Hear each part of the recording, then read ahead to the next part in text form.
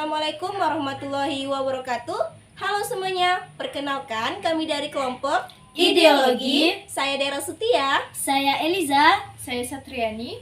Kami dari Prodi Akuntansi Keuangan Perusahaan kelas 1A. Pada video kali ini kami akan memaparkan tentang nilai dan norma sesuai perundang-undangan.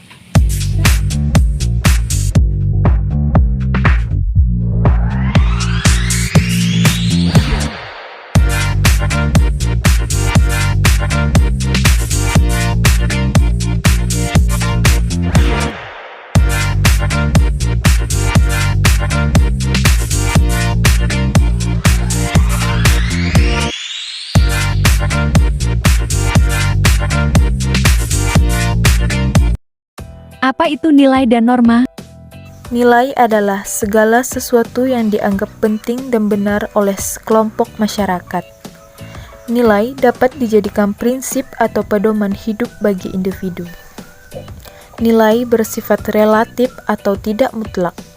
Nilai yang dianut setiap orang dapat berbeda karena sesuatu yang dianggap bernilai belum tentu dianggap sama dengan orang lain. Norma adalah segala aturan yang mengikat masyarakat berupa perintah atau larangan yang bersifat mengikat.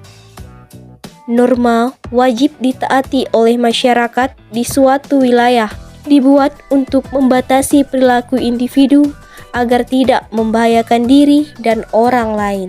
Apa saja nilai dan norma di masyarakat?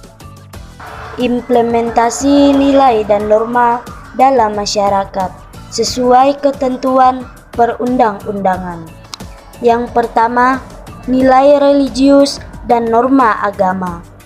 Nilai ini bersumber dari Tuhan Yang Maha Esa dan sesuai dengan nilai Pancasila, yaitu sila pertama, sehingga sifatnya mutlak dan harus ditaati oleh setiap pemeluk agama.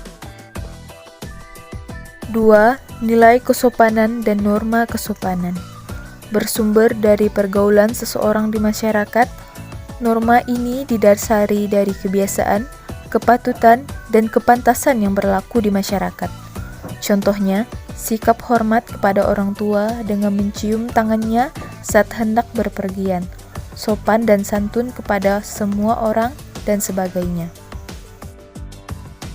Yang ketiga, norma hukum.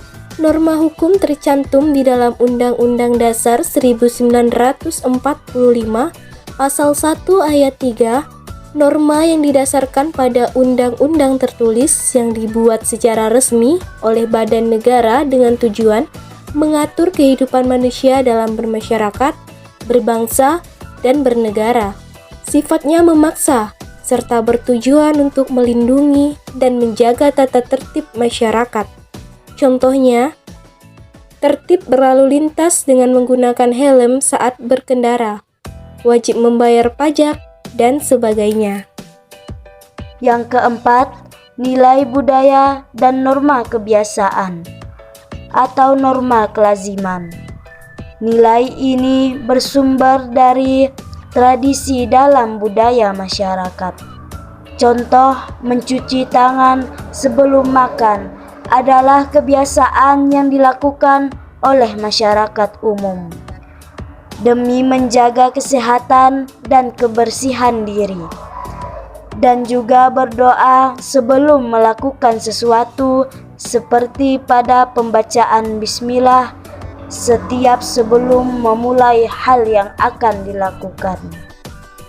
Apa saja sanksi jika melanggar nilai dan norma? 1. Sanksi pelanggaran nilai religius dan norma agama, seperti hidup yang jadi tak tenang dan tak teratur. Selain itu, munculnya penyesalan dalam hati pelanggar, sampai rusaknya hubungan dengan orang lain. Belum lagi, sanksi norma ini juga berupa dosa, yang balasannya akan diterima di akhirat. Kedua, sanksi pelanggaran, nilai kesopanan dan norma kesopanan. Sanksi pelanggaran norma kesopanan memang tidak tegas, tetapi dapat diberikan masyarakat berupa sanksi sosial seperti cemoohan, hinaan, celaan, hingga pengucilan dalam pergaulan. Bagi pelanggarnya pun akan diberikan gelar tidak sopan. Yang ketiga, sanksi pelanggaran norma hukum. Norma hukum bersifat memaksa dan memiliki sanksi tegas yang nyata.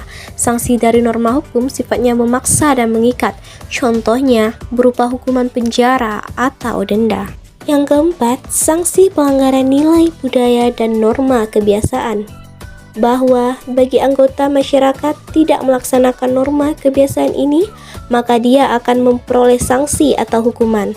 Sanksinya berupa mendapatkan kritikan, cemoohan, bahkan bisa dikucilkan atau diasingkan dari lingkungan masyarakat. Apa fungsi dan manfaat nilai dan norma? Berikut ini adalah fungsi dan manfaat dari nilai dan norma di kehidupan kita sehari-hari.